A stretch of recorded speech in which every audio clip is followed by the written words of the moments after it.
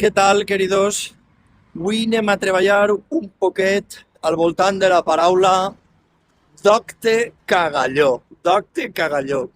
Paraula científica, paraula alcoiana al més no poder, i anem a veure si esteu d'acord en la meva definició de docte cagalló. És aquella persona que ho sap absolutament tot, però ja pot ser de matemàtiques, de història, de ciència, de música, de física quàntica.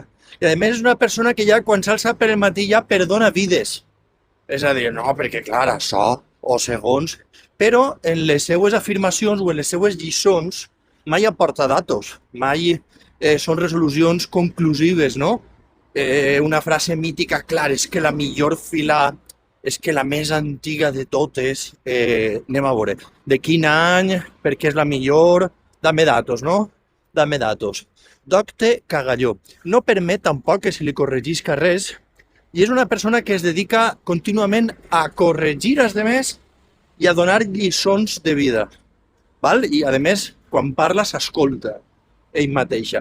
Jo penso que no estic en aquest grup, no? Vull dir, jo comparteix soles el que sé i si n'hi ha alguna correcció o alguna cosa que no he fet bé, en seguida corregisc i a la marxa. Però sí que és veritat que molta gent que em posa comentaris, ells sí que estarien en el grup del docte cagalló, de que ho saben tot. No, jo suposo, jo això, i dius, bueno, vale, posa'm datos, posa'm fetges, posa'm coses, queridos, ladies and gentlemen, Docte cagalló. L'àmbit del docte cagalló ha transcendit ja fronteres. Abans era la taula d'Escoti, un diumenge de glòria, no sé, en un bar, ambient de parroquianos, però ja ha transcendit a les xarxes socials.